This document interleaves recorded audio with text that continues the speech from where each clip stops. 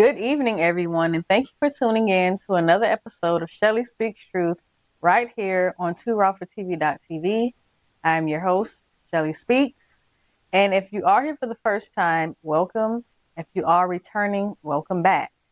Right now, we are streaming from a few other platforms, which is usually YouTube, Facebook, Instagram, X, TikTok, the usual suspects. But that is not for the entirety of the show. If you would like to see the entire show, you will have to come over to TooRawforTV.tv. And again, that is where you will see the entirety of the show. That is the number 2, Raw, the number 4, TV.tv. Again, the number 2, Raw, the number 4, TV.tv. And once again, welcome, and thank you very much for tuning in tonight. Now, before we get started, some of you may have been here for quite some time, and I really do appreciate your support. If you would like to further show your support because you appreciate the commentary and you like what I'm doing here, I do ask that you all please consider getting a paid subscription that will help the network to grow, that will help my show to grow. And it's something that, I'm very grateful for. And if you do decide to go ahead and get that paid subscription, you can do that by going over to TooRawforTV.tv and finding the subscribe link that will have the paid subscriptions there. Monthly prices, extremely reasonable. And once again, that will help the network to grow, that will help my show to grow, so I can continue bringing this commentary that I can't really bring to you on any of the other platforms out there. So again, go ahead and check out those subscriptions. Your contributions are greatly appreciated, and may your contributions be blessed tenfold. Now, with that being said, once again, welcome to the show.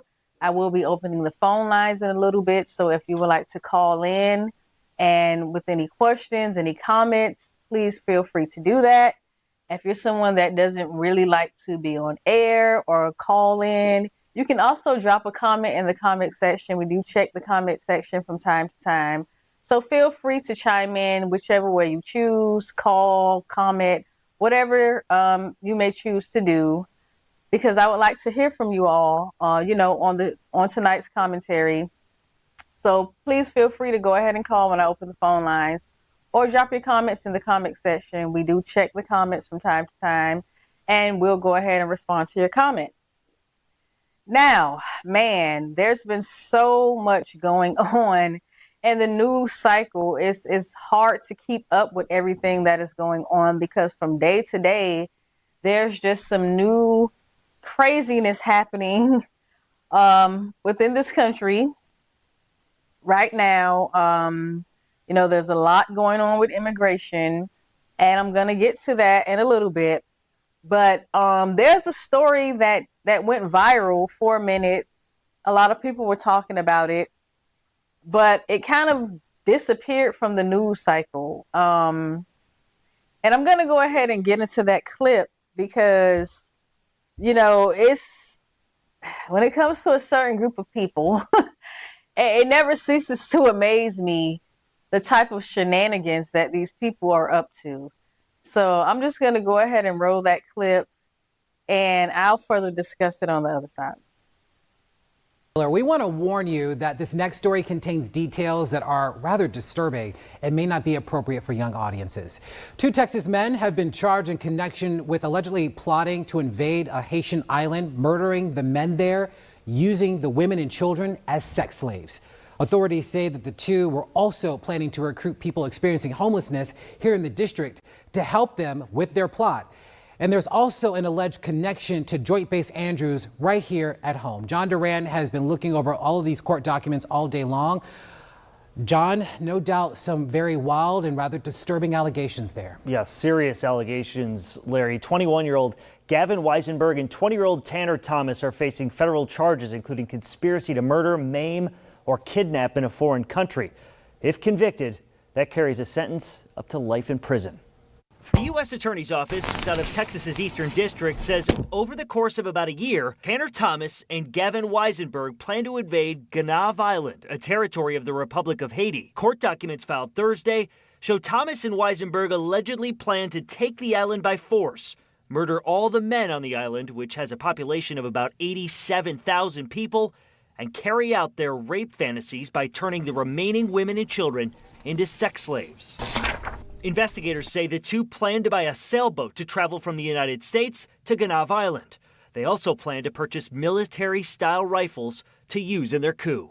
According to court documents, in January of this year, Thomas enlisted in the Air Force to gain military training to help carry out the attack. Officials say in February 2025, while in basic training, Thomas had himself reassigned from Ramstein Air Base in Germany to Joint Base Andrews here in Prince George's County.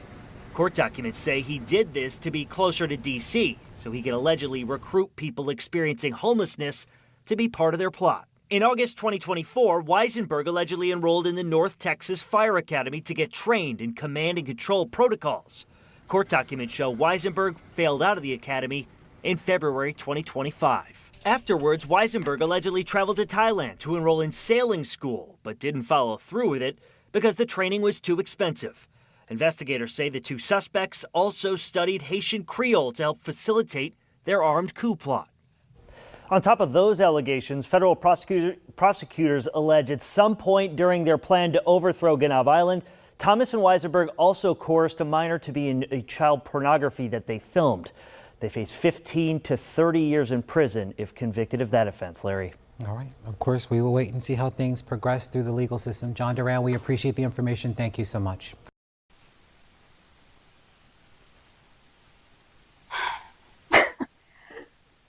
Man, I just want to say something really quick. And shout out to our beloved ancestor, Khalid Muhammad, because Khalid Muhammad would always say, if you think that these people are any different from their ancestors, you're a damn fool. And yes, I'm generalizing, obviously not everyone, but too many of these people like to carry on the traditions of their genocidal, psychopathic ancestors. Now, we live in the United States of America, and for the most part, people who live in the United States of America, they live relatively better than a lot of people in this world. You know, there's a lot of comforts in this nation. And these are two white males who have white male privilege. You know, they get things handed to them for being mediocre. And they're still just not satisfied. What is going on? You're, like I said, you're living in a country where you pretty much have everything you need. And you decide that you're going to get up and go and basically attempt to colonize an island of people who are just minding their business. I mean, these people really, for the most part, are no different than their clan ancestors.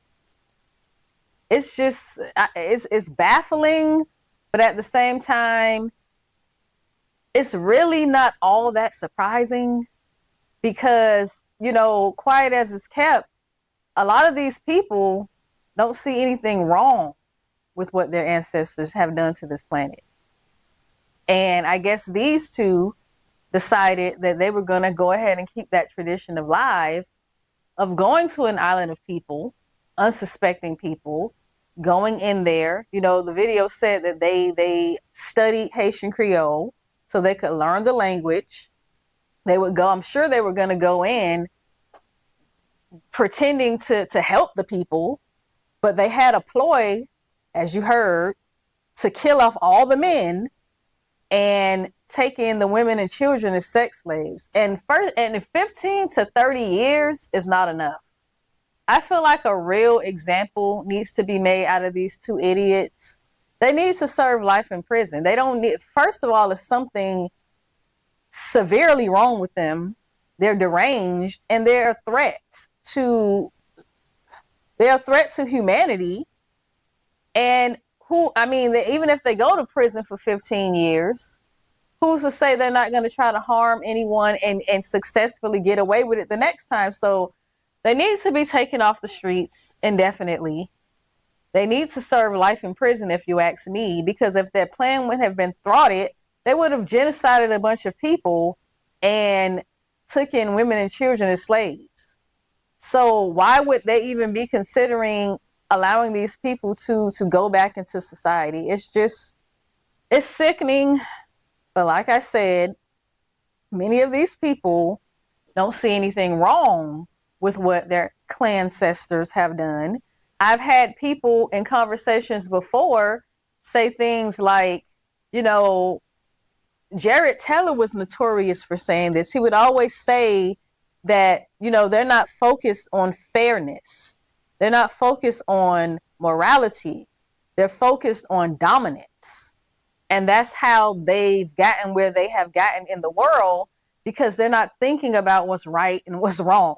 They're thinking about dominating the planet and dominating people, through their practices, which has been colonialism and imperialism and all these satanic, deranged tactics that they have committed against people all across the planet. So again, I don't feel like these people need to ever be released from prison, but knowing this system, they'll probably get the least amount of time in prison. But hopefully, people will feel the same way I feel about this situation, where these people are a threat to humanity and they need to be taken off the streets indefinitely. Okay, but with that being said, I'm just very happy that their plan was thwarted and that those unsuspecting people on that island off the coast of Haiti did not fall victim to this demonic, sinister plan that they had going. These people actually put time and energy and effort into this plan, it's just sickening and demonic on so many levels. But again, many of these people have not deviated from the satanic, deranged, and genocidal mind frame of their clan ancestors.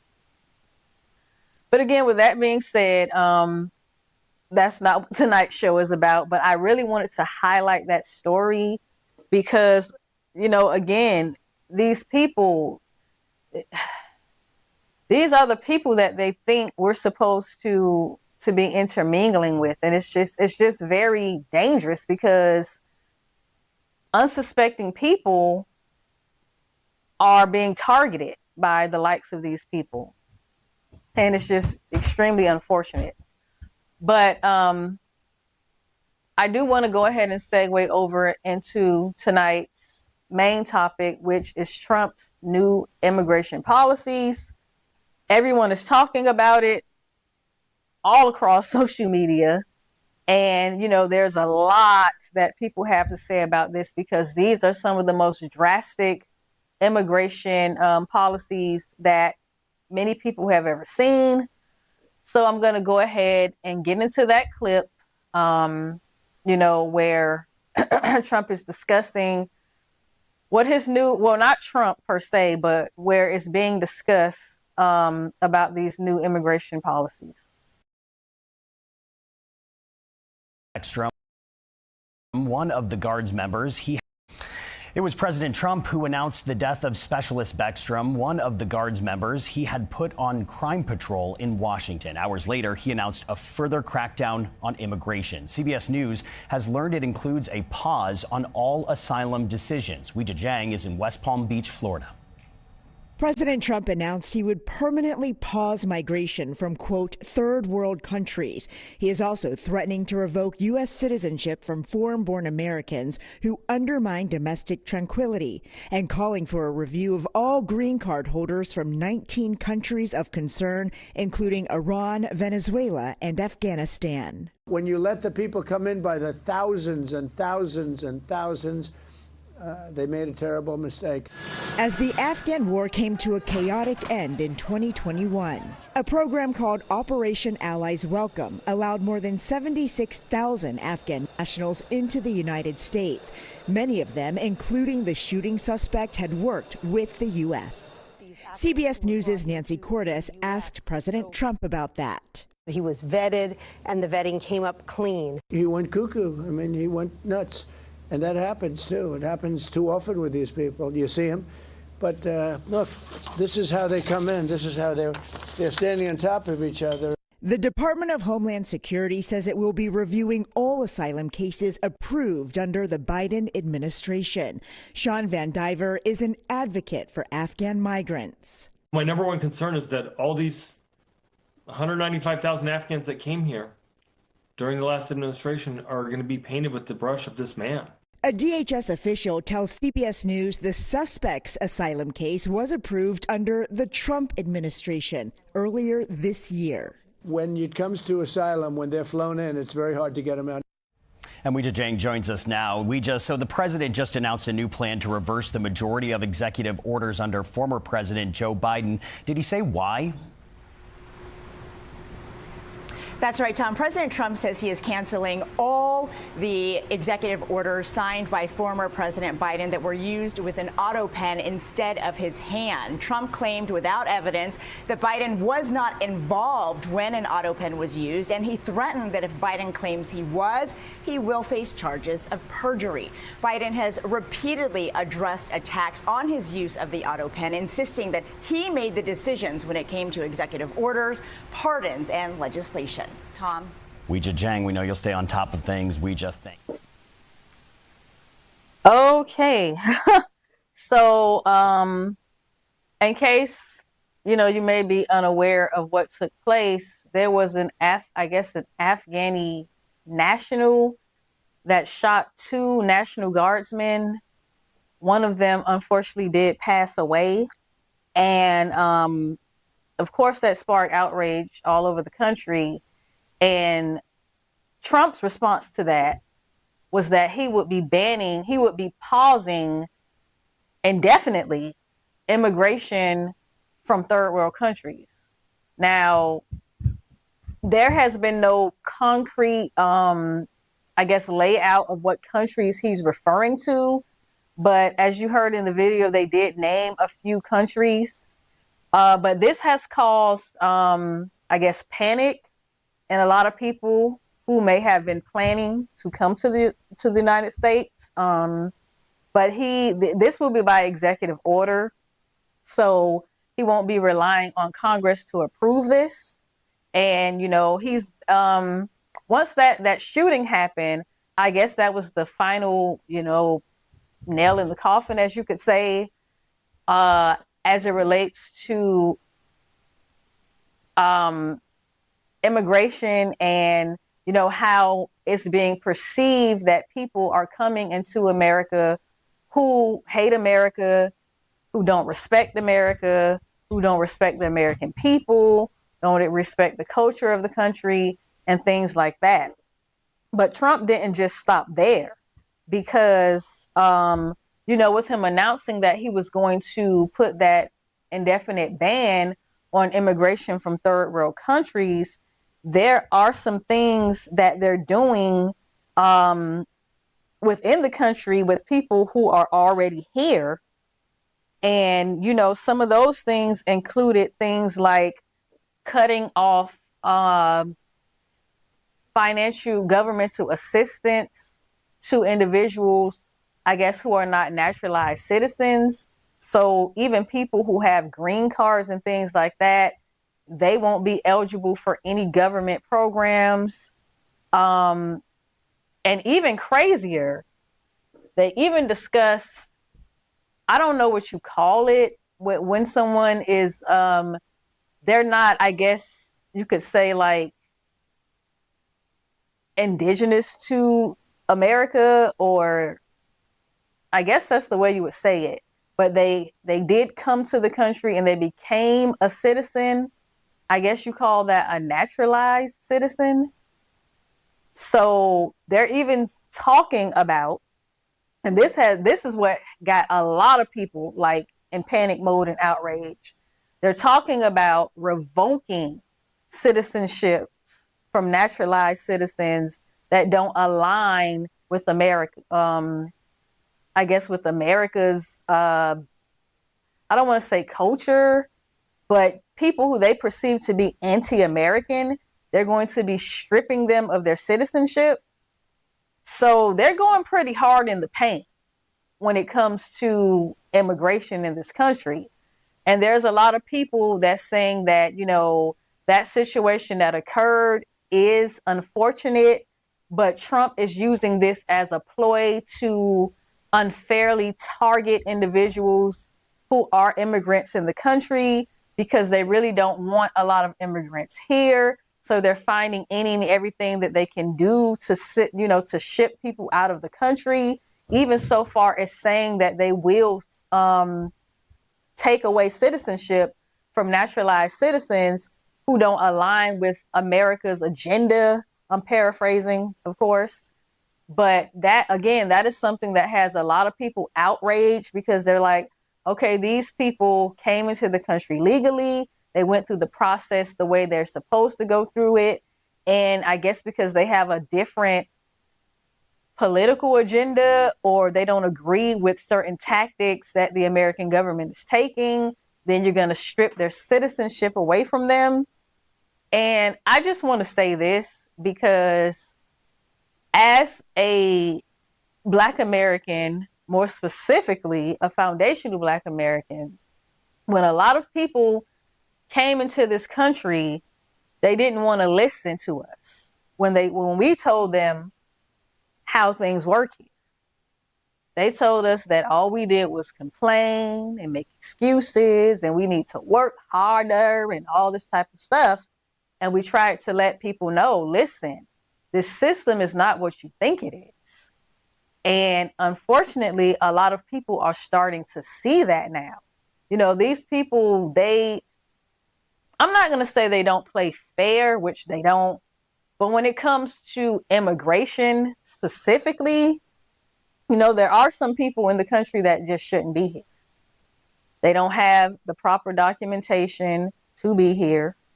They came in the country under false pretenses because a lot of people said, oh, we're seeking asylum. They weren't really seeking asylum. They were basically economic refugees coming in looking to make more money. And that's not a reason to seek asylum. So a lot of these asylum cases are also being reviewed, and they're going to start overturning a lot of these asylum cases, and they're going to be sending people back to their home countries. So this is some pretty, you know, heavy stuff that's happening right now as it relates to immigration. And the way I see it is, you know, it might sound a little bit harsh, but another thing that we as Black Americans have been saying, and now even the president is saying it, we've been telling people, your citizenship is not 100% guaranteed in this country. Trump even wants to go as far as ending birthright citizenship. He's facing a lot of challenges with that, but you know, you never know if he'll eventually get the backing that he's looking for to end birthright citizenship. So what we have been saying as foundational Black Americans is we've been telling people, you have to go home and get your homelands in order because there's no guarantee that you're going to even be allowed to stay in the United States. And people told us we were being xenophobic. We hated them. And it's like, no, we were telling you this because we're the descendants of the people that's been in this country the longest. So we understand the system more than anybody else. And it wasn't a thing of being xenophobic. It's a thing of, if you're not indigenous to the United States, then, you know, if you don't have a lineage that traces back to the origins of this country, and you are a citizen, but you're in a vulnerable position where they can take your citizenship away from you, then you have to have a contingency plan. And that contingency plan needs to be fixing your homeland. So if you do get deported, you're not going back to a place that's facing all types of economic hardships and collapsed governments. I mean, it could come to a point where they say they're just going to pause immigration until they feel like opening up again. And this is something that a lot of people didn't foresee happening, but these things are happening, and they're happening relatively quickly, because I believe it was the next day after that shooting occurred is when Trump got on TV and announced this ban 24 hours later. So again, people need to understand that, you know, there's no guarantee that you're going to be able to immigrate here. And I think a lot of people had all of their eggs in one basket. And that's something that you simply just cannot do. Because again, if you're not of this soil, if your lineage doesn't trace back here, you're vulnerable to being deported out of the country. And you really don't have a leg to stand on, because this is not your home country. And again, when we tried to tell people this, we got attacked. We were told we hate people. We were told we're a cult. We were told we're a hate group. And it's like, no, we could see the writing on the wall, because, you know, a lot of people were becoming agitated with the influx of immigration in the country. And as